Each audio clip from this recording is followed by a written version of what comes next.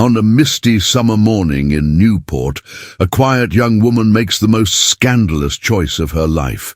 Marianne Kingsley marries a man society calls ruined, a stranger with a shattered name and secrets in his eyes. While her sisters toast her humiliation, he stands in the shadows of a gilded garden, reading a letter sealed in red wax. And his face darkens with a past he refuses to speak of. Is she marrying a fallen tycoon, or stepping into a carefully hidden war? Tell me in the comments where you're listening from, and do you believe a single, underestimated woman can change her fate in a period romance? Newport, Rhode Island, summer of 1891. The sun had not yet risen over the Atlantic when Marianne Kingsley became a wife. The ceremony took place in a modest drawing room at the edge of town, far from the towering mansions that crowned Bellevue Avenue with their white stone splendor. There were no carriages lined at the door, no procession of silk gowns rustling against marble floors, no society columnists noting the union of two great families. Only the justice, two witnesses, and the quiet weight of choices made without permission. Marianne stood beneath a pale morning window, the light catching the soft lace trim of her dove-grey gown. Her hands, gloved in ivory, trembled only once, when Julian Burke turned to face her. He did not smile, nor did he offer any poetic vow. But his voice, deep and deliberate, did not waver. When he slid the simple gold ring onto her finger, something unspoken passed between them. A contract, yes, but also a threshold. Her mother had refused to attend. Beatrice, the eldest, sent a note penned in a sweeping, amused hand. One does not marry disgrace. One observes it from a distance. Clara, all dimples and satin, simply laughed. You always did like broken things, Marianne. But Marianne did not waver. She had never been a woman of spectacle or rebellion. What she did that morning, she did not for drama, but for clarity. An instinct that had grown louder with every day she spent among her sisters' preening, whispered condescension. Julian Burke was not beloved by society. He was not even welcome. And yet, something in her had chosen him. That evening, the Harringtons hosted a garden soirée, an annual event where gilded youth and powerful old men sipped chilled wine beneath trimmed hedges and spoke of railroads, art, and lineage. The invitations had gone out long before Marianne's name became a hushed scandal, and protocol did not allow for last-minute exclusions. She arrived in silence, escorted by Julian, who wore a crisp, dark suit and a stare that could melt granite.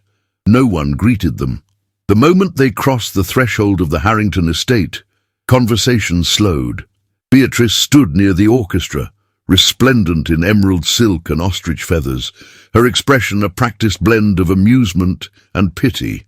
Clara, radiant in rose-pink taffeta, turned deliberately away.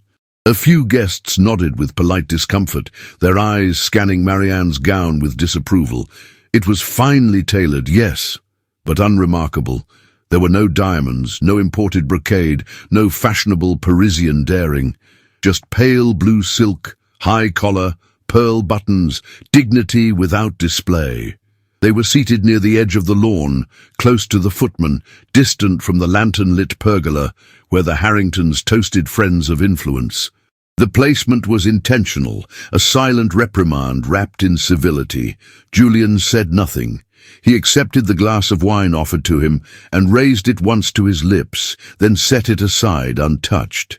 His jaw remained tight, his gaze distant. Marianne sat beside him, her gloved hands folded on her lap, her chin lifted. She had grown used to being overlooked, but never had she been so deliberately excluded. Still, she refused to let her back curve under their scrutiny. She turned her face toward the music and watched the violins move in rhythm, drawing beauty from silence. It was near midnight when the chill rose from the sea and scattered guests back toward the main house. Julian excused himself briefly, murmuring something about retrieving their carriage. Marianne remained beneath the trees, alone now, surrounded by laughter that did not reach her. That was when she saw him. Across the lawn, Julian stood in the shadows of the eastern corridor, just beneath a gas lamp. He had not noticed her gaze.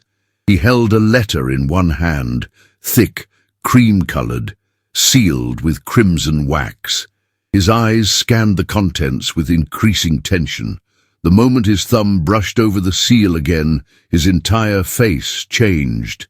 The smooth detachment cracked, his brow furrowed, his lips pressed into a line, and a muscle in his jaw twitched. Marianne had seen grief before. She had seen rage. But what settled across Julian's face was neither. It was memory. Memory laced with calculation. He looked up then, sensing her presence. For one breathless moment their eyes met across the lawn. He did not move, nor did she. The moment passed, but something shifted. He did not speak of the letter on the ride home. He made no excuse for his absence or the chill in his voice. Instead, he opened the carriage door for her, as a gentleman would, and said in his low, measured tone, "I'm sorry you were seated so far from the music." Marianne offered a faint smile. "I heard enough." Neither of them mentioned the way the shadows clung to him as they stepped inside, or how the night had become suddenly heavier. She folded her hands in her lap again, this time over the ring that still felt unfamiliar on her finger, and stared out at the moonlit windows of Bellevue's great houses as they passed. She had married a man shrouded in mystery. But in that moment, beneath the gaslight glow and the rustle of silk and scandal, she realized something undeniable. The whispers in the marble halls had only just begun. The house stood on the very edge of Bellevue Avenue's grandeur, where the mansions gave way to smaller homes with ivy-covered walls and modest iron gates. It was not the kind of residence that made the society pages, nor did it command attention from carriages that rattled past on their way to more opulent destinations. And yet, to Marianne, it felt like entering a foreign kingdom. The facade was made of weathered grey stone, softened by climbing vines and shaded by a great maple tree whose branches trembled in the ocean breeze. Inside, the furniture was well crafted but understated, mahogany warmed by lamplight, velvet curtains drawn against the late summer sun, a fireplace whose ash had not yet been swept from a season past. The silence echoed with expectation. It was a house of dignity, not decadence, a place that seemed to breathe with secrets. It had been 5 days since the wedding, and Marianne still did not know which drawers in the writing desk were hers to open. Julian had been kind, but distant, attentive in matters of comfort, but elusive in presence. He took his tea standing, read the newspaper with silent absorption, and disappeared each morning before breakfast, without saying where he was going. When he returned, he often brought with him the faint scent of tobacco, sea salt, and city stone. She had not asked.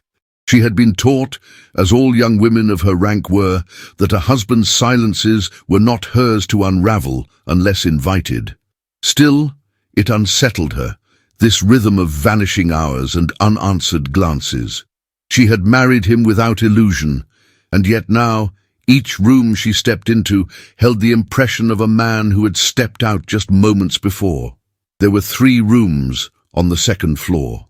One was hers, the bedroom with its blue velvet chaise and narrow balcony overlooking the side garden, where she often found herself staring at nothing for long stretches. The second was the master study, where Julian kept his ledgers, books and papers neatly arranged. She had passed through it only once, to place a vase of lilies on the desk. He had said nothing, but she had sensed his disapproval. And then there was the 3rd room, the one at the end of the corridor. The door was always closed. Once she had tried the handle, it was locked. On the morning of the 6th day, Marianne descended the stairs to find the drawing room occupied. A stranger stood by the hearth, studying a framed etching of the London Exchange. He was tall, lean, and carried himself like a man who had once been powerful and had not forgotten the taste of it. He turned as she entered, and for a moment there was silence. "Mrs. Burke," he said at last, offering a slow nod. "Or perhaps I should say, Miss Kingsley still in spirit." She offered him a cautious smile. "That depends on whether you come bearing congratulations or condemnation." His lips twitched, not unkindly. "I come bearing neither, only caution." She crossed the room, the silk of her pale green morning gown whispering with each step. "You know my husband." "I did," he replied. "Once. In another life, when he had a different name and a different future." She tilted her head, watching him carefully. "You seem to enjoy speaking in riddles." "I speak in truths, Mrs. Burke, but some truths must arrive like rain, slowly, gently, until the ground can hold them." She did not answer, though her pulse had begun to quicken. "I am Mr. Davenport. I was once Julian's mentor. Now, I am what remains of an empire your husband helped build and dismantle." She lowered herself into a nearby armchair, her posture straight, despite the sudden heaviness in her chest. "Why are you here?" "To warn you." He clasped his hands behind his back. "There are men, powerful, well-fed, well-dressed men, who do not wish your husband well. Some of them dine with your sisters. Some of them have watched Julian's return with narrowed eyes." Marianne's breath caught. "I don't understand. He was exiled from business, wasn't he? He fell from favor." Mr. Davenport's gaze met hers. Falling and being pushed are not the same thing. She stared at the hearth, her hands curling slightly in her lap. "There are names," he continued, "men who would not hesitate to bury him again if they suspected he meant to rise. One of them sits beside your sister Beatrice at nearly every dinner." Her throat tightened. "Harrington." The name hung in the air like smoke. "Yes." Davenport's eyes sharpened. "Your sister married a man with many faces, none of them honest. Julian knows this. He plays a long game, your husband. One built not on vengeance, but on something more dangerous. Justice." Marianne looked up at him, and though her expression remained calm, something within her began to shift. "What do they want from him?" she asked quietly. "To stay buried, to keep the past rotting beneath marble halls and iron fortunes." A soft knock interrupted them. Julian stood in the doorway, his coat dusted from travel, his eyes unreadable. "Mr. Davenport," he said coolly, "you were not invited. And yet I am here." The older man gave a slight bow. "I take my leave." As he passed, Julian did not step aside. Their shoulders brushed intentionally. When the door closed behind him, Julian turned to her. "You shouldn't have listened," he said softly. "And you shouldn't have left me to wonder," she replied, just as soft. He approached, and for the first time in days, he looked at her fully. "Some truths are not gifts, Marianne. They are weights, and I did not wish to place them in your hands." She studied him. "Then tell me only this. Am I in danger?" "No," he said immediately. "Are you?" A pause. Then, "Not yet." She stood then, slowly, with grace, and crossed to where he stood. Close now, she could see how tired he was. The lines near his mouth, the tension in his brow. His hands had clenched without him noticing. "If we are to share this house," she said, "then share it with me. Not just its keys and its comforts. Share its silences." Julian's gaze flickered. There was something in it. Pain, perhaps, or hesitation, but also something unspoken, deep as the ocean beyond the cliffs. "I will try," he murmured. It was not a promise, but it was more than she had before. That evening, as she passed by the locked door at the end of the corridor, she paused once more. The key was not in the lock, but she no longer reached for the handle. Instead, she whispered into the stillness, "I am not afraid of what is behind you," and walked on. Outside, the wind shifted, bending the maple tree, and inside, behind the locked door, something stirred. The study smelled of old ink, cedarwood oil, and something faintly metallic, like the scent left behind after handling coins or keys. It was a room meant for solitude, where even the dust seemed to settle with reverence. On that grey morning, a low fog rolled off the ocean and wrapped itself around Newport's cliffs, casting a soft silver light through the tall windows. Marianne moved quietly between the shelves, her sleeves pushed back just enough to reveal the edge of her wrist beneath her lace cuffs, a feather duster in one hand, a linen cloth in the other. She had asked the housemaid to attend to the parlour instead. The study, Marianne felt instinctively, was a room not to be cleaned by unfamiliar hands. Each object had its place: a carved globe that spun with a slight push, a crystal inkwell, its lid always closed. Several books in French, German and Latin that bore no titles on their spines. Julian's handwriting on the ledger pages, elegant, swift, exact, spoke of a man who measured his thoughts before letting them live on paper. As she dusted the far shelf, her gaze landed on a dark velvet curtain drawn across a tall, narrow frame. It hung alone, apart from the rest of the art in the room, and the curtain did not match the others. It had the look of something meant not to embellish, but to conceal. Marianne hesitated. Her heart did not race, nor did her breath catch, but something within her stilled. A moment of perfect silence before the fall of decision. She reached for the fabric and drew it aside. The portrait was large, almost life-sized. The man staring back at her was in his 50s, regal in bearing, with a presence that spoke of command rather than request. His eyes were steel grey, piercing beneath thick brows. His hair, though streaked with silver, remained full, and his mouth, firm, unsmiling, was shaped with the same curve she had seen in Julian's moments of quiet thought. There was no plaque, no signature, but she knew. It was his father. Something in the way the paint had captured his gaze, intelligent, burdened, proud, struck her deeply. He looked like a man who had once held empires in his hands, and like a man who had watched them slip away. Behind her, the grandfather clock chimed 10. The velvet curtains slipped from her fingers and fell back into place with a hush. That night the fire in the hearth burned low and steady. The air was thick with quiet, the kind that lingers not from absence, but from the weight of what waits to be said. Julian returned after supper and found her in the drawing-room, seated in the chair nearest the fire. Her embroidery lay untouched on her lap. She looked up when he entered, her expression unreadable. "I found the portrait," she said simply. He did not feign surprise. He stood for a long moment, one hand on the back of a nearby chair, his posture too still. "I should have removed it," he said at last, voice low. "No," she answered gently. "You should have told me." He came to sit across from her, the firelight carving shadows along his cheekbones.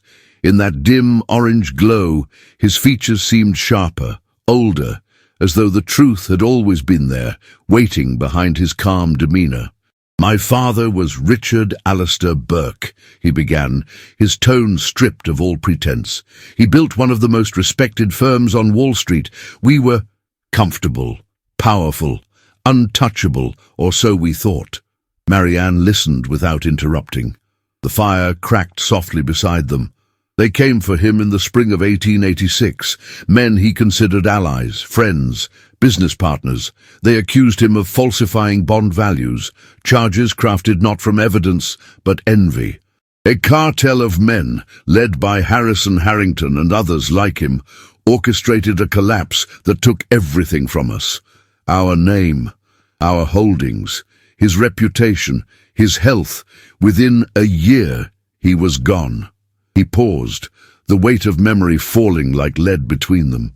He didn't take his own life, but he stopped trying to live it. He died alone, not from shame, but from betrayal. Marianne's breath moved slow and shallow. "And you?" "I vanished," he said simply. "Changed my name. Worked under others. I spent years learning the structure of the same game that destroyed him. I've returned now not for revenge, but for truth. I don't want to burn the house down. I want to tear out the rot at its foundation." Her eyes shimmered in the firelight, but no tears fell. "Does Beatrice know?" "She suspects nothing," he said. "She married a man who wears masks well, but I know what lies beneath."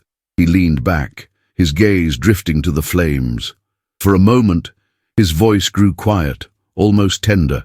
"I never intended to marry," he confessed. "I thought the life I'd built in secrecy could not hold another person. But then I met you." Her pulse fluttered.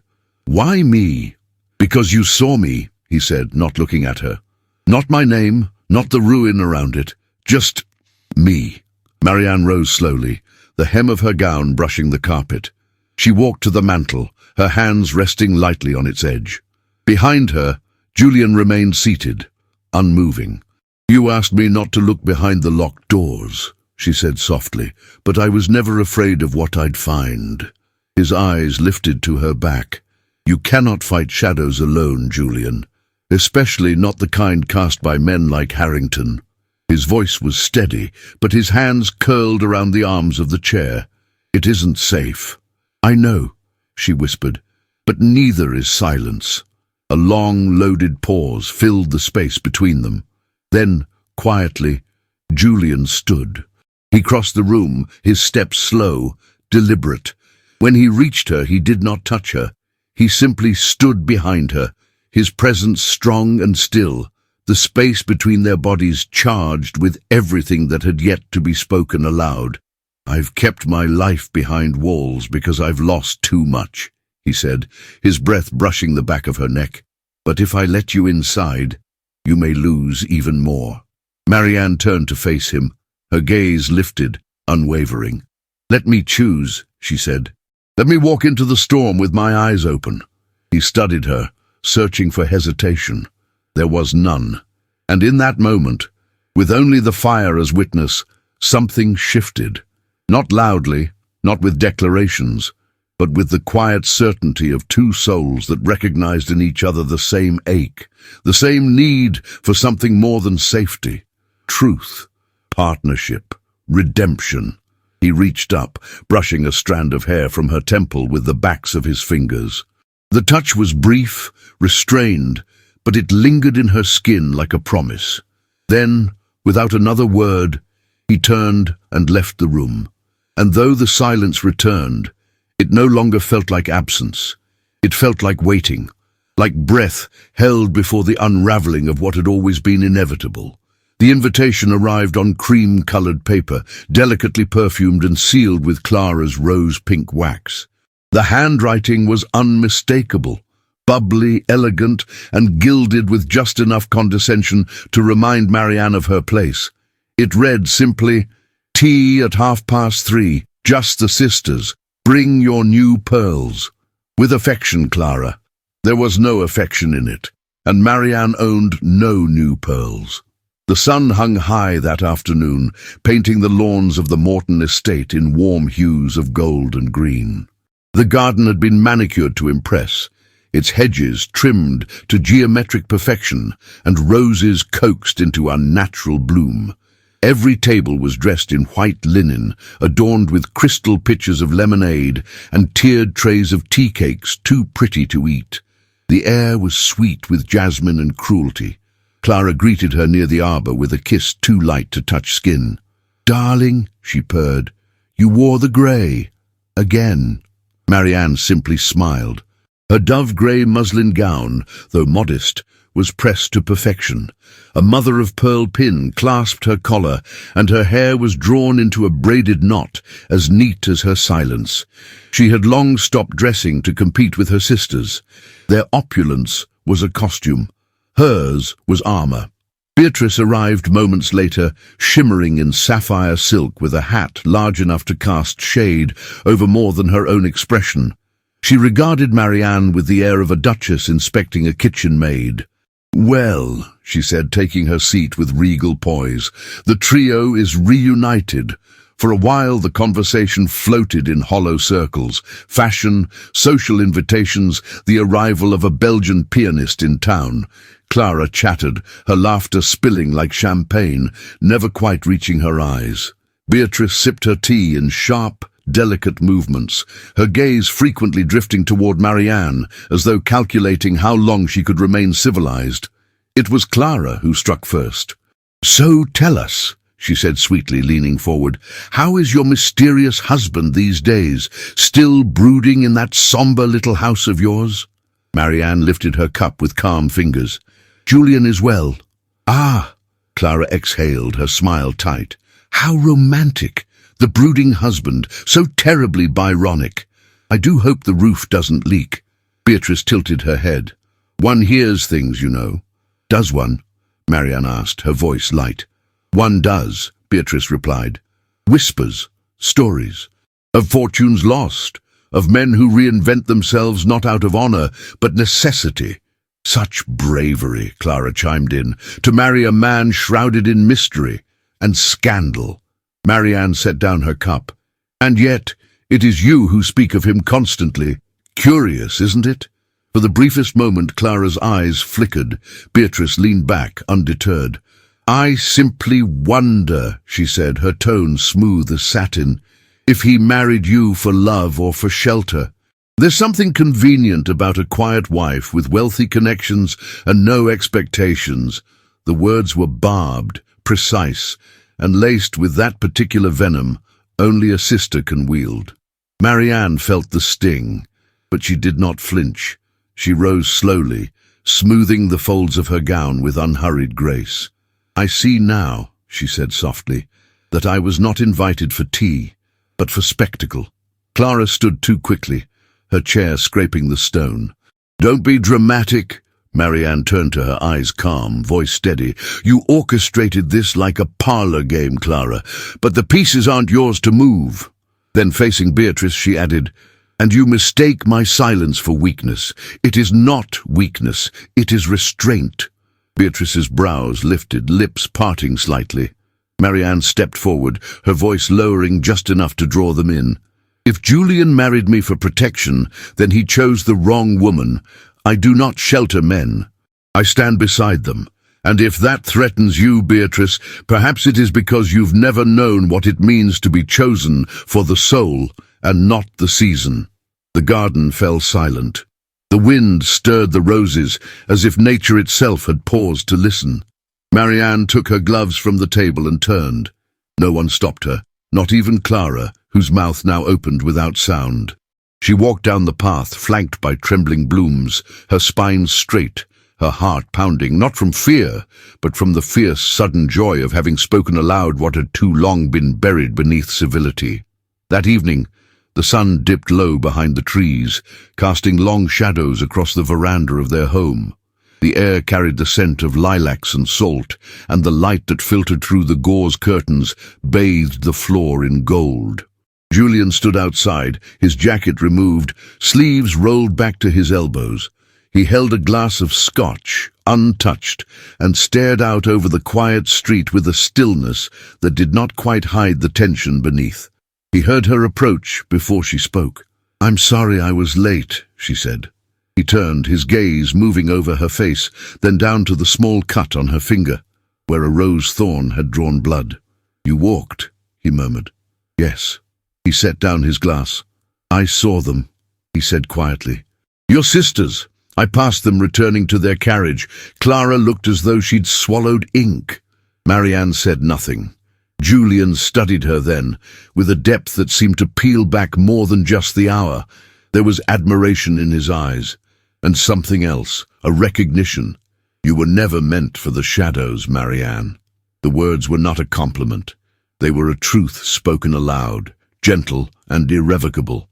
She looked at him, this man of veiled grief and buried legacy, and saw, just for a moment, the boy he must have been, the one who watched his father's name fall like glass from a tower, the one who learned how to survive by becoming unreadable. She stepped closer, not touching him. Not yet. Neither were you, she said. The distance between them crackled, not with passion, but with possibility. The kind that rises slowly, like the tide, that reshapes the shore not in a single wave, but in thousands. They stood there as twilight deepened, the silence not empty but full. And though neither reached for the other, something passed between them, tender and fragile, like the brush of silk against skin.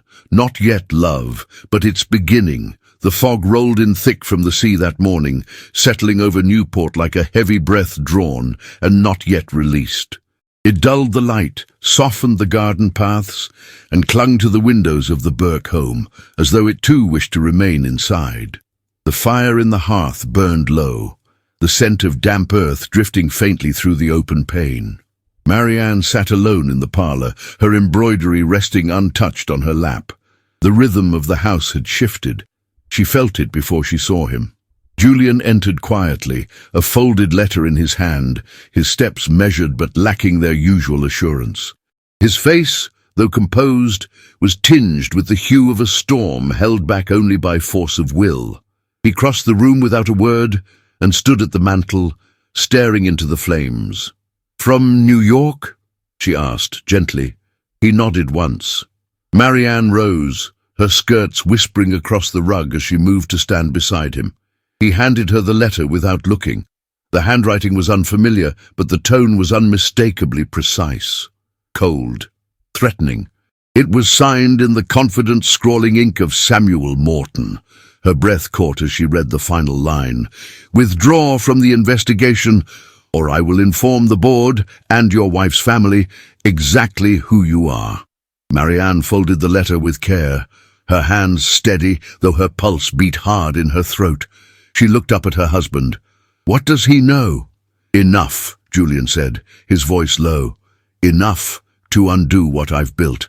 Enough to silence me before I can finish what I started." The room felt smaller, the air dense with secrets. Outside, a carriage clattered faintly over the cobblestones and vanished into the fog. "He threatens you because you are close to something," she said. Julian's jaw tightened. "Because I have evidence. Proof of how the bonds were manipulated, how Harrington and his allies made fortunes while others were destroyed. Samuel is a coward, but he's also a messenger. Someone has sent him forward to strike first." Marianne placed the letter on the mantel as though laying down a blade. "Then we go to New York." His eyes snapped to hers. "No! You need to act," she said calmly. "I will, but not with you at my side." "I am already at your side, Julian." "Not in this." The words struck like a wall, but Marianne did not flinch. She took a step forward, closing the space between them. "I know what they are capable of," he said. "You do not." "Then teach me," she replied. "But do not send me back into silence." His gaze dropped, as though searching her for weakness. "If they discover who you are to me, they'll use you." "I'm not a weapon to be used," she said, voice rising softly with emotion. "But I can be a shield. I can be a witness. You think your fight is yours alone, but it's not. It touches me too. My name, my family, my future. You cannot protect me from the fire by locking me in a tower." Julian's expression shifted. It was subtle, but it was there. The first fracture in the armor he had built around her, around himself. Marianne reached for his hand. He didn't pull away. "I am not asking to follow," she whispered. "I am asking to stand beside you." He looked at her then, not as a husband guarding his wife, but as a man staring at someone who saw him, truly saw him, and chose not to look away. The silence stretched, delicate and charged. "I leave tonight," he said finally. She nodded. "Pack lightly." She did. By twilight, the fog had begun to lift, curling away from the eaves and hedges like a curtain being drawn. Julian arranged for a private carriage, one that would avoid the main roads. He gave no name to the driver, no clear destination, only that they would travel through the night. As Marianne descended the stairs with her carpet-bag in hand, she paused at the landing. The house was dimly lit, the walls cast in amber and shadow. Her heart thudded, not with fear, but with gravity. This was no longer a home for quiet days and distant smiles. It had become the front line of something far greater than either of them had admitted aloud. Julian waited at the foot of the stairs, hat in hand, coat fastened. When he looked up and saw her, something in his gaze shifted, an ache, a question, a trace of awe. She wore a deep burgundy travelling dress, plain but elegant, with a wool shawl draped across her shoulders. Her hair was gathered at the nape of her neck, and in the hollow of her throat gleamed the cameo brooch that had once belonged to her grandmother. She had dressed not as a woman running from scandal, but as one walking toward battle with her chin held high. He opened the door for her. The night air was sharp, the scent of salt and iron riding on the wind. The moon was low behind a veil of cloud, casting everything in a ghostly hue. The carriage stood waiting near the edge of the garden wall, its lanterns dimmed. Julian helped her in, his hand warm around hers. As the door closed and the wheels began to turn, they sat side by side in silence, wrapped in the hush of a journey begun. Marianne turned her head, studying his profile. He looked out the window, his expression unreadable, but his hand remained close to hers on the seat between them. "You do not owe me safety," she said after a long while. He looked at her. "You owe me truth." Julian held her gaze, and in that moment, something unspoken passed between them. Not a vow, not yet, but the beginning of one. A promise made in silence, wrapped in tension, deepened by the mere act of being seen. They travelled through the night, past sleeping towns and rivers that gleamed like ink beneath the stars. At one point, the carriage jolted over uneven road, and Julian instinctively reached out, steadying her with a hand at the small of her back. His touch lingered a second longer than necessary. Neither of them spoke of it. When dawn began to break, soft and grey along the eastern sky, they had not yet reached Manhattan, but the landscape had already changed. So had they. Side by side, cloaked in wool and silence, they moved forward into the storm. And for the first time, Julian did not feel alone. The city greeted them with a wind sharpened by the Hudson and the scent of steel, smoke, and restless ambition. Manhattan in late autumn was a cathedral of contradiction, its avenues wide and gilded, its alleys narrow and hungry. Marianne had never stepped foot in it before, and yet as the carriage wheels clattered past gaslit street lamps and brownstone facades, she felt a quiet certainty rise within her. This was a city built by secrets and power, and she was walking into both. They arrived at a discreet hotel just off Fifth Avenue, its stone facade softened by ivy and the hush of money well managed. The doorman knew Julian by a different name. The bellboy did not ask questions. Their room was on the third floor, tucked beneath heavy drapes and velvet wallpaper, the kind of room meant for those who wished to be both comfortable and unseen. Marianne stood by the window as the city came alive below. The carriages, the glow of storefronts, the blur of hats and coat hems, all moved with purpose. She could feel it in the walls, in the floor beneath her shoes. This was not Newport. Here, civility wore gloves over clenched fists. Julian stood at the writing desk, hands resting on the edge as he reviewed a folded sheet of parchment with practiced intensity. He had changed into darker attire, a midnight blue waistcoat, charcoal coat, and gloves lined with soft leather. The transformation was subtle but unmistakable. He moved differently here, straighter, sharper. The man she knew as her husband had become a figure that belonged to this city, the architect of secrets and strategy. "There's a man named Finch," Julian said without looking up. "He'll meet us in 2 hours at a private residence. He's kept copies of the ledgers they tried to destroy." Marianne turned from the window. "And the others?" "They'll be there," he replied, "or send their shadows." He finally looked at her, and for a moment the Julian she knew returned, his gaze lingering just a second too long, as if searching her face for a trace of regret. She offered none. They left the hotel at twilight, walking side by side but not arm in arm. It was safer that way. The streets around Fifth Avenue glistened from an earlier rain, and gaslight reflected in puddles like broken stars. They passed storefronts displaying imported silks, jeweled combs, and evening gloves arranged like offerings to invisible gods. But they did not pause. The carriage Julian had arranged stopped 3 blocks short of their destination. They continued on foot, turning down a narrow lane lined with elegant townhouses. The address they sought had no sign, no knocker, only a thin strip of brass above the bell. Julian pressed it twice. A moment later, the door opened. They were led into a room heavy with velvet curtains and the smell of pipe smoke. The walls were lined with books and maps. A chandelier burned low, its crystal pendants casting fractured light over the faces of 3 men seated at a long oak table. None of them rose. Finch was the eldest, his beard silver, his spine bowed, but his eyes missed nothing. He gestured to the seat opposite him. Julian declined. "We won't stay long." Finch slid a parcel across the table. "They were buried in a basement vault on Broad Street, under false names. I had to pay 3 men and a priest to retrieve them." Julian opened the bundle carefully. Marianne stood just behind him, her breath quiet as she watched him leaf through page after page of numbers, annotations, signatures.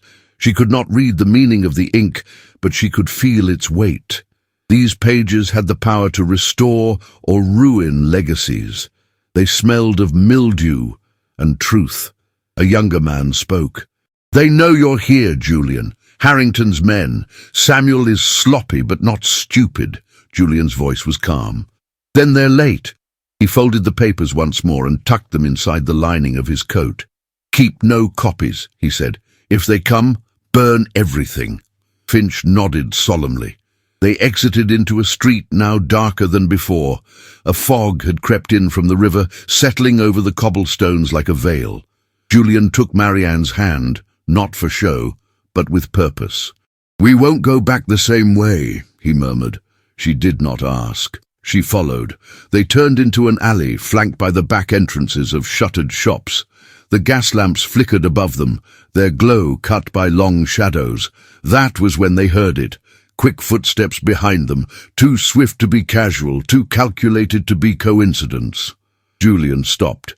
His hand released hers, only to press her gently against the wall behind a stack of crates. "Stay here," he said low, his body angled in front of hers. 2 figures emerged from the mist, coats pulled high, hats low, the kind of men who never introduced themselves. "We only want to talk," one called out, his voice slick with practiced civility. Julian stepped forward, just enough to draw them away from where Marianne was hidden. "If you wanted conversation," he said coldly, "you wouldn't have sent Samuel Morton to write for you." The second man smirked. "We just want to be sure you know how quickly fortunes can disappear. Again." Julian's shoulders squared. "If you had the power to ruin me, you would have done it already." A pause. The fog thickened. The first man stepped forward, and that was when Julian moved. In one swift motion he reached for Marianne, pulling her from the shadows as he turned down a side passage. Narrower, slick with rain, the stone walls pressing in. Behind them, footsteps quickened. They ran, not with panic, but precision. Marianne's skirts caught against crates and crates, but she did not stumble. Julian's hand gripped hers tightly, guiding her down a path he seemed to know by memory. They turned, then turned again, until the sounds behind them faded into the fog. Finally, in a covered passage behind a bakery, they stopped. Marianne leaned against the damp brick, breathless, her heart beating like a war drum in her chest. Julian stood before her, eyes scanning the darkness for danger. Only when he was certain they were alone did he exhale. She reached for his sleeve. "Julian." His hands moved to her shoulders, not roughly, but with trembling care. He studied her face as though counting every breath she took. "If I lose you," he said quietly, "none of this means anything." The words were not dramatic. They were raw. A confession pulled from somewhere deeper than pride or strategy.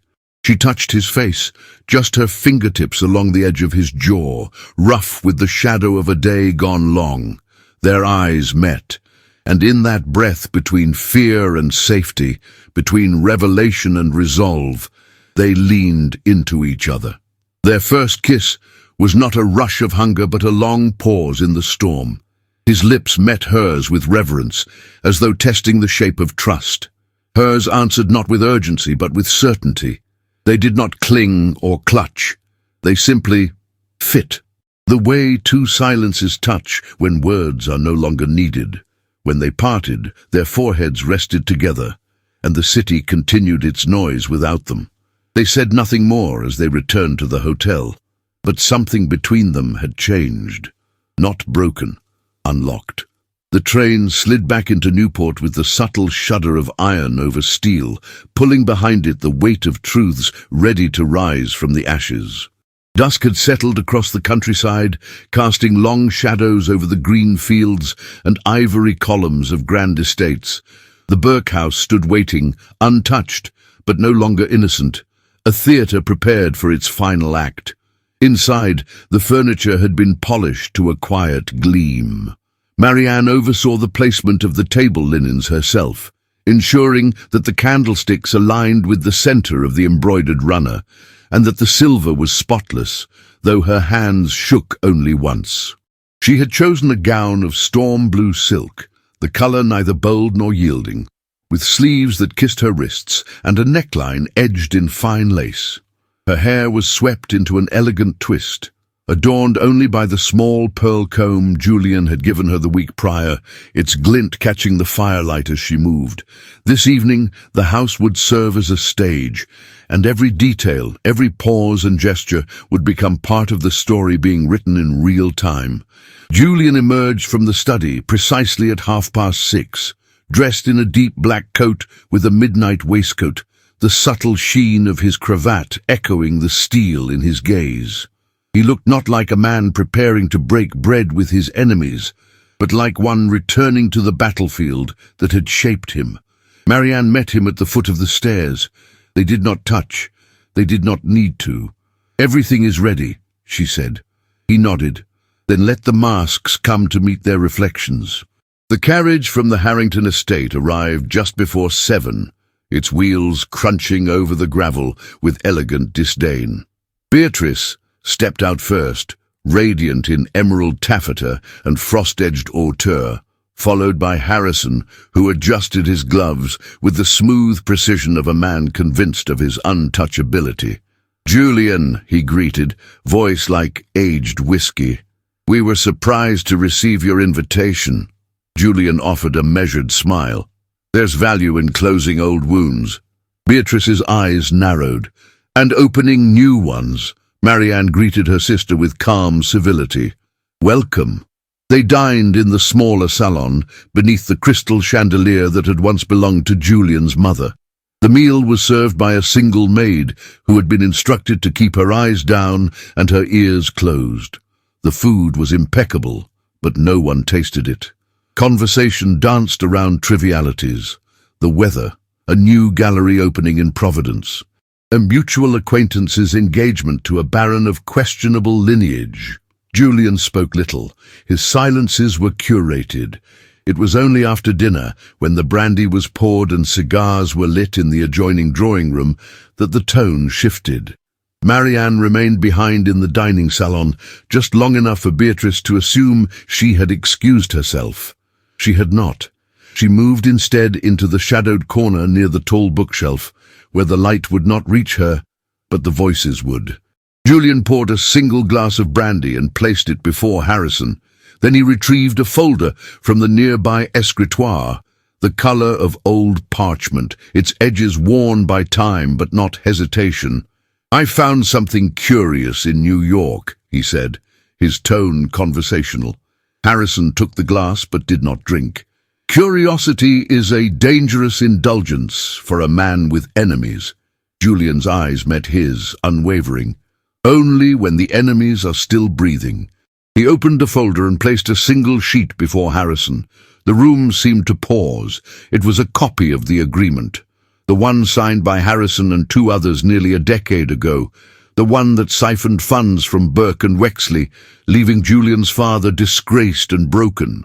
The ink was faded, but the names were clear. The margins bore notations, dates, withdrawals, conversions, that only someone deeply familiar with the scheme could have made. Harrison stared at it, and then he laughed. "You brought me here to read old fairy tales?" Beatrice shifted. "What is this?" Julian's tone did not change. "It's your husband's legacy, Beatrice, a mirror. Look closely." Harrison leaned back, affecting boredom. "This proves nothing.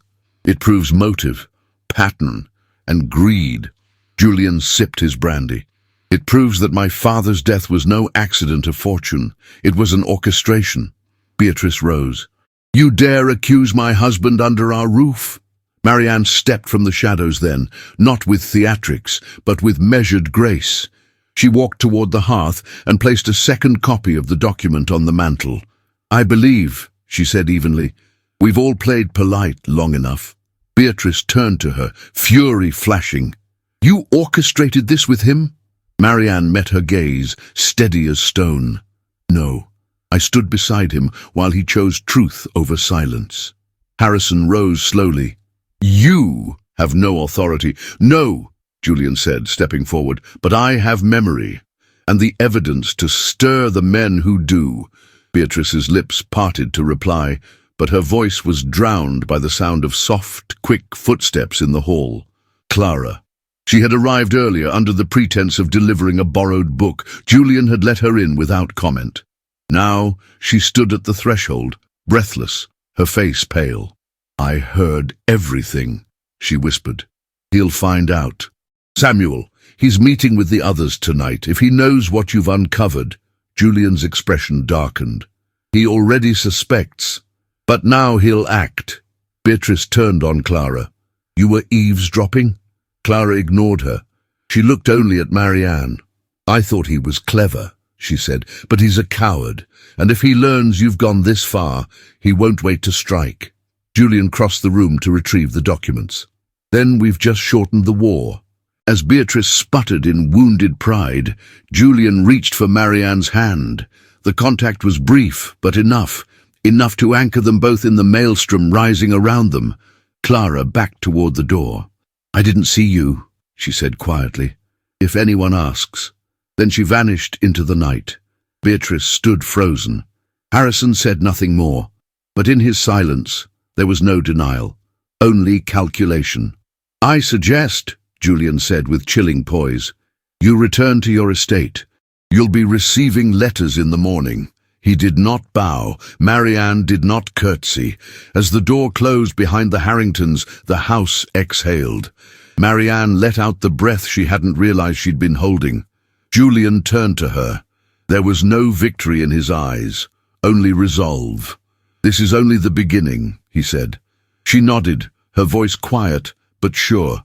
"Then we'll face the rest, together." The morning papers bled ink like open wounds. Beneath bold headlines and twisting columns, Julian Burke's name re-emerged into public light, not as a phoenix risen from ruin, but as the object of a fresh scandal. A former investor, a disgraced son, a man accused once again of deceit, forgery, manipulation, fraud. The words clung to the page like ash, deliberate, vicious, effective. By midday, invitations to the governor's ball had been quietly rescinded. Marianne's name, once whispered with pity, now echoed with disapproval through every salon and luncheon in Newport. And her mother, ever so loyal to the tremors of society, arrived unannounced at the Burke residence in a cloud of lavender perfume and righteousness. "I warned you," Mrs. Kingsley said, standing stiff in the parlor, her gloved hands folded tightly over her reticule. "You tied your future to a man with a tarnished past, and now you see what the world has always known." Marianne stood with her back straight, her expression composed. She no longer flinched in her mother's presence. "What I see," she replied, "is that those who hold power fear the man who speaks the truth." "You have disgraced this family," her mother snapped. "You will not set foot in my home until you make it right." A silence followed, elegant and deliberate. "I shall not beg to return," Marianne said gently. "I have a home." When Mrs. Kingsley departed in a rustle of skirts and wounded pride, Marianne turned toward the window and stood motionless as the carriage pulled away.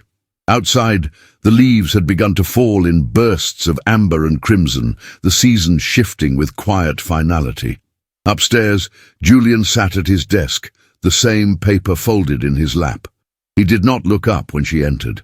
The lines at the corners of his eyes were deeper today, not from age, but from the weight of control held too long. "They've filed complaints with the board," he said. "The federal inquiry will freeze everything. They'll paint me as the man my father became." "No," Marianne said softly, "they will not." He looked at her then, not with anger, but with exhaustion.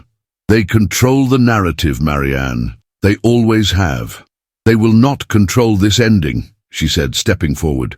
You told me the original ledgers were destroyed, but I remember what Mr. Davenport said the night he visited. Julian's brow furrowed. He said many things. He said your father kept copies, she replied, and that not all doors were closed, only hidden. Julian stood. You think he has them? I think he may know where they are. Without waiting for his consent, Marianne changed into her grey wool cloak and mounted the carriage alone. The wind had picked up, the trees swaying like tall, gossiping women, rustling with secrets. She arrived at Mr. Davenport's townhouse as the sun dipped behind the spires of the distant church. The butler hesitated, but let her in. Davenport was seated by the fire, a cup of dark tea in his hand, the ember of a pipe glowing faintly in the hearth's reflection. He looked older than she remembered, smaller, but his eyes were as sharp as ever. Mrs. Burke, he said with a faint smile, I expected you sooner. I need to find the original ledger, she said without pause. The one your friend hid before the company fell. You told me the past leaves traces. He studied her for a long moment, then gestured to the second chair. He hid it, Davenport said finally, in the least likely place, in a church ledger box. At St. Ignatius. He volunteered there on Saturdays, counting donations. When the rumours started, he sealed the ledger inside one of the parish's locked ledgers, labelled with a year no one would bother to cross-reference. Marianne leaned forward, her voice low. Is it still there?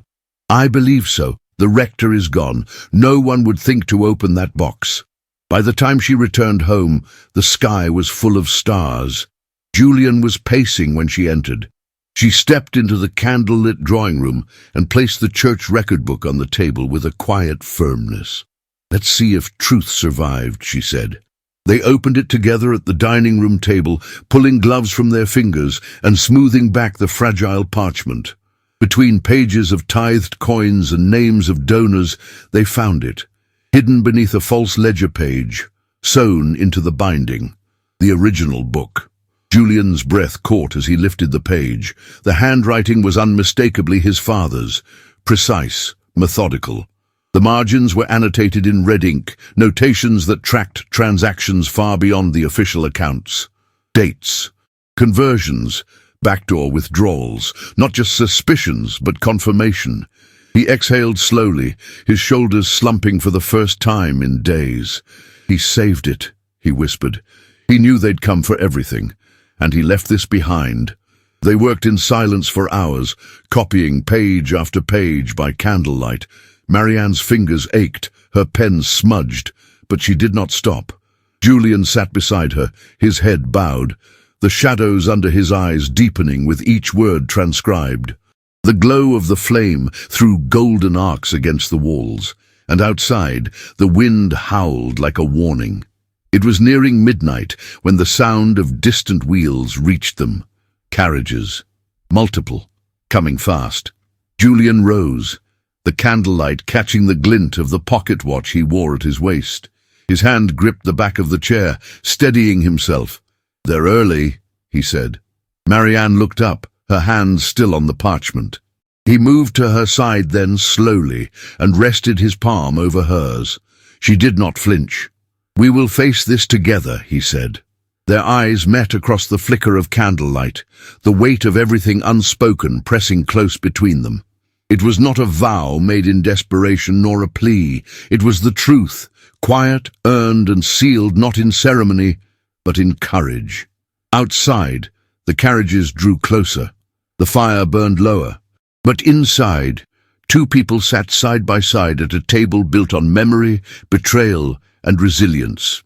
And for the first time in years, Julian Burke faced the coming storm not as a man in exile, but as a man no longer alone. The courthouse rose like a fortress of marble and shadow against a bleak winter sky. Manhattan's skyline, still young and hungry, braced itself against the biting wind that swept in from the Hudson. Carriages lined the street outside the building, their wheels crusted with ice. their lamps flickering as if even the gaslight sensed the gravity of the morning. Inside, the halls bustled with muted urgency. Men in dark coats murmured into one another's ears, their mustaches twitching with suppressed speculation. Reporters slunk in corners like wolves waiting for the first scent of blood. But there, amidst all the tension and ambition, Marianne stood with quiet poise, a woman carved from grace and resolve. She wore a gown of deep navy wool, modest yet dignified, buttoned high at the collar with a delicate cameo. Her hands remained steady, though beneath her gloves her pulse thrummed like a trapped bird. Julian stood beside her, his expression controlled but not cold. The shadows beneath his eyes bore witness to restless nights spent fighting battles that had stolen far too much from him already. He leaned close, his voice low. "You do not have to do this." She lifted her gaze to his. "I do. Because you should never have been forced to fight this alone." There was no time for more. The doors to the hearing chamber swung open, and they were summoned inside. The room was small compared to the courtrooms above, a hearing conducted with both secrecy and urgency. Polished wooden benches shimmered under the glow of overhead lamps. At the head of the chamber, the presiding officials waited behind a wide desk, their expressions grave, their gazes sharp. Julian and Marianne took their seats at the front, while across the aisle sat Harrison Harrington and Samuel Morton, each flanked by their attorneys. Samuel looked uneasy, his fingers tapping a frantic rhythm against his knee. Harrison, in contrast, wore calm as though it were a tailored suit. His silver hair gleamed, his lips curved faintly, as if convinced the world still bowed to him. If he felt any fear, he suppressed it with practiced arrogance. The proceedings began. The first accusations were read aloud: misrepresentation of bond values, abuse of investor trust, intentional manipulation of public companies, cooperation in a conspiracy that resulted in wrongful bankruptcy, and complicity in the destruction of Burke and Wexley.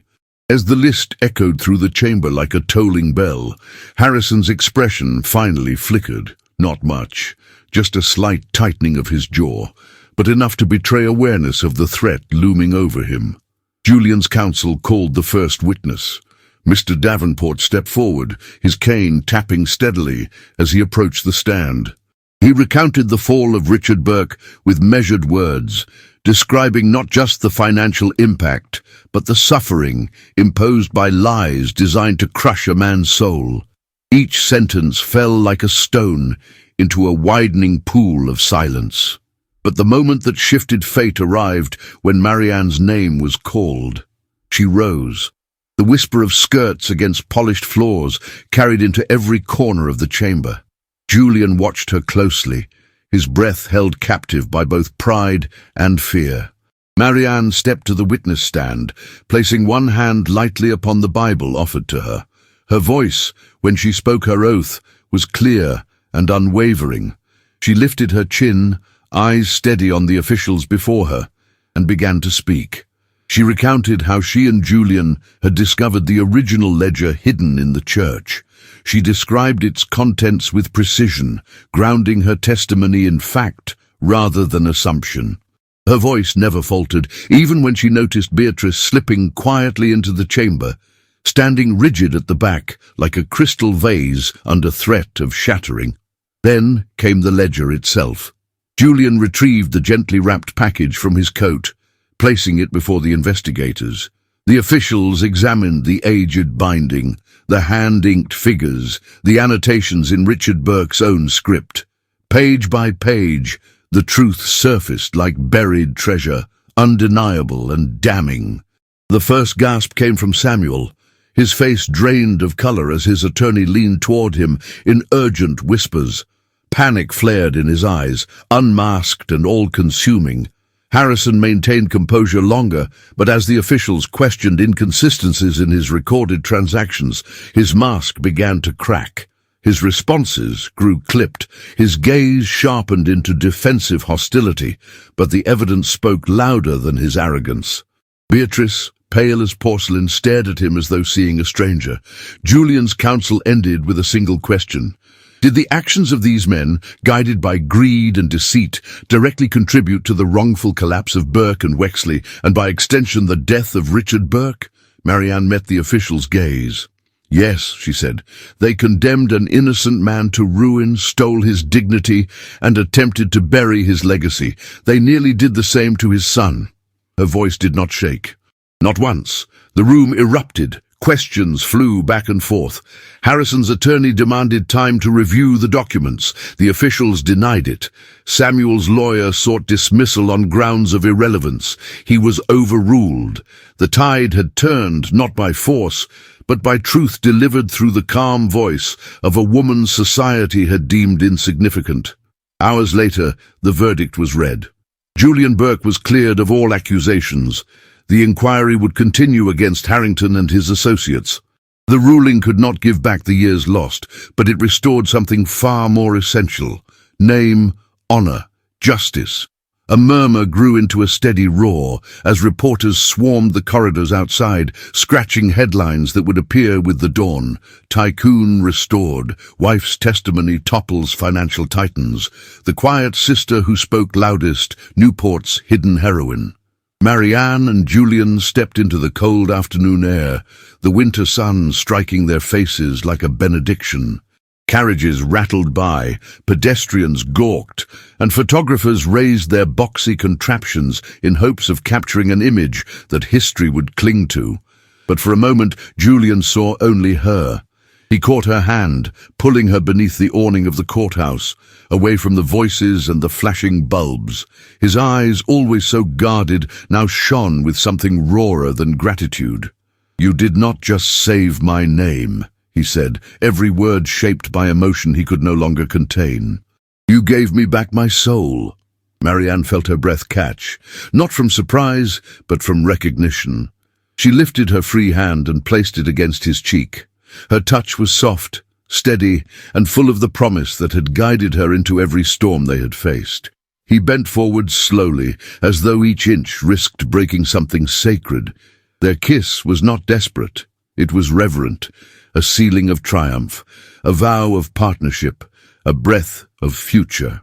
When they parted, the world around them rushed back, a symphony of headlines, rattling hooves, and astonished eyes. But their calm held. Julian lifted her hand, brushing his lips against her knuckles, his gaze locked with hers. "We face what comes next together," she said. He nodded. "Always." They stepped down from the courthouse steps, their shadows long behind them, no longer desperate silhouettes fighting to outrun the past, but two figures aligned, rising into the future. Together, they crossed into the waiting carriage, and as Manhattan's cold wind chased after them, it felt less like pursuit and more like applause. A soft breeze carried the salt-kissed scent of the Atlantic as Marianne walked arm in arm with Julian down Bellevue Avenue, its cobblestones gleaming beneath the low golden light of early spring. The sea whispered in the distance, and the town that had once turned its face from them now watched in quiet awe as they passed. Carriages slowed. Gazes lingered, but no one dared speak aloud the questions that once brimmed from curious lips. The manor rose ahead like a second sunrise, elegant and silent in its rebirth. It had once belonged to one of the ruined conspirators, a home built on deception, now deeded to truth. Its limestone facade stood untouched by scandal, but within its halls the ghosts of betrayal had been exorcised. And in their place, love, purpose, and something stronger than either: redemption. Julian turned the brass key with steady hands. The lock clicked open with a sound that felt like closure and promise all at once. They stepped over the threshold together. The grand foyer echoed softly beneath their footsteps, its marble floors warmed by the filtered afternoon light. Dust sheets had been removed, and each chandelier now sparkled with renewed life. The scent of lemon oil and fresh paint lingered in the air, mingling with the first traces of wisteria blooming on the southern wall. Marianne paused beneath the sweeping staircase, her eyes lifting to the second floor, where long-forgotten paintings had been uncovered and restored. She reached for Julian's hand. "Do you think they'll forgive us?" she asked softly, though her tone carried no real doubt. He turned toward her, one brow arched with a trace of that familiar sardonic warmth. "Forgive us? For what? Surviving?" She smiled, and in that smile was all the defiance that had carried them through every ballroom, alley, courtroom, and accusation. Later that week, an unexpected visitor arrived. Mrs. Kingsley stood on the doorstep, her hands folded, her travelling cloak clutched with a stiffness born of pride, not yet dead. Time had not changed the sharpness of her eyes, but humility now softened the lines around her mouth. She did not ask to be received. She merely waited. Marianne stepped out, her pale blue gown fluttering gently in the breeze. They stood face to face in silence for a long moment. Then Mrs. Kingsley, once so impervious, bowed her head. "I was wrong," she murmured, "about nearly everything." Marianne did not step back. She did not gloat or wound. Instead, she opened the door wider. "Come in," she said. "There's tea on the stove." No mention was made of the ball, of the shame, or of the public disavowal that had stung like ice. Some wounds spoke loudest in their absence. That night, as the manor's many rooms settled into stillness, Julian lit the fireplace in the study they had chosen as their retreat. Marianne sat curled on the settee with their daughter in her arms, an infant wrapped in soft linen, her tiny breaths like the faintest flutter of wings. The fire crackled. Julian watched them both for a long while before moving to his desk. He placed down a fresh piece of stationery and, with deliberate care, inscribed the initials of their new firm at the top, M&J Burke and Company. The name was not just a merging of letters, it was the sealing of a partnership forged not in convenience, but in conviction. It stood for all they had endured, Marianne's courage, Julian's reclamation, and the quiet ferocity of a love neither had anticipated. In the weeks following the trial, Beatrice had attempted to host a luncheon, only to be met with polite refusals and pointed absences. Clara, after her garden eavesdropping had been whispered about in more than one parlour, had retreated to her family's country estate under the guise of illness. No apologies were issued, none were expected. Their fall had not been dramatic. It had been silent and complete. As Newport gathered for the spring season, conversation no longer buzzed with scandal, but with fascination.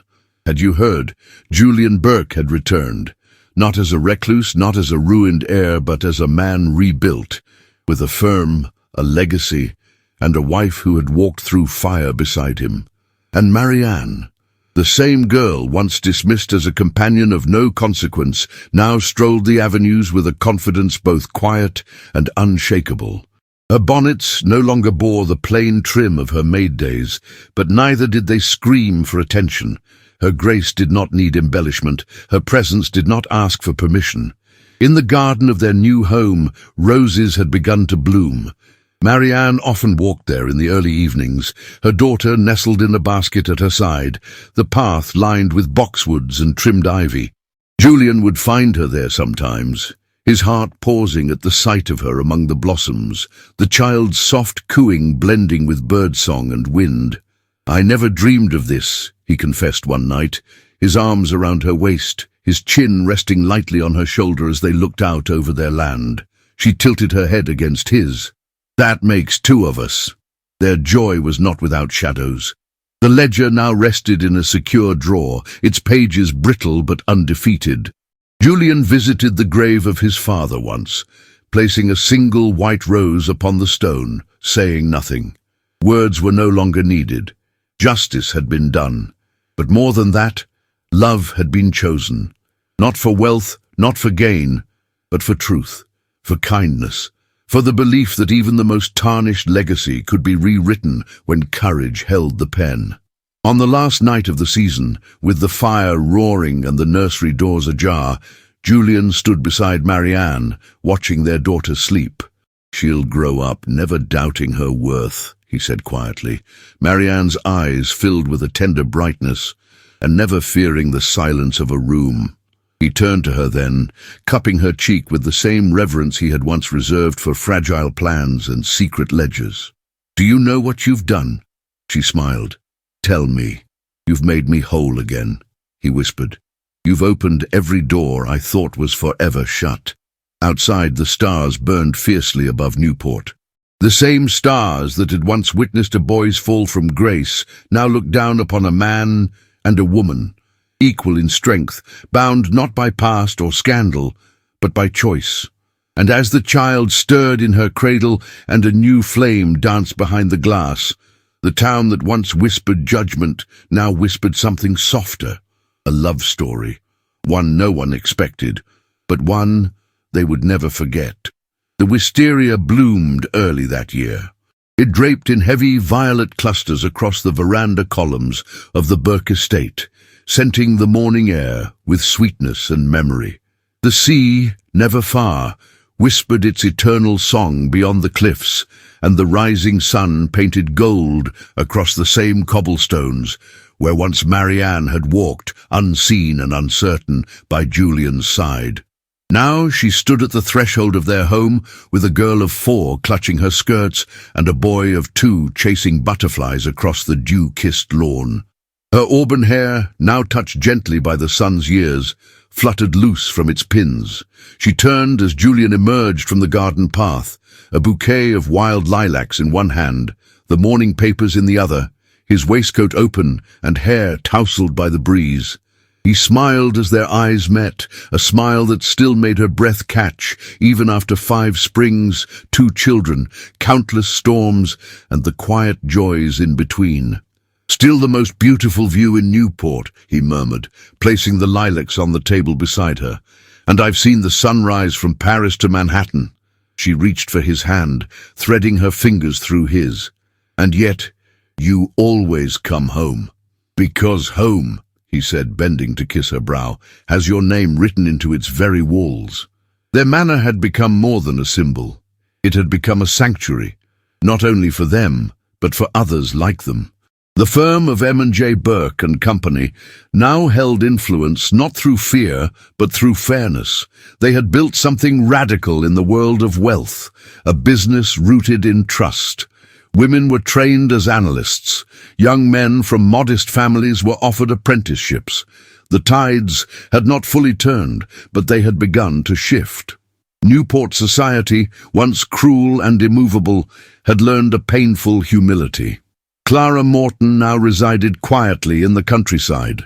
Her husband Samuel had fled abroad under the weight of new indictments unearthed in the years following Julian's trial.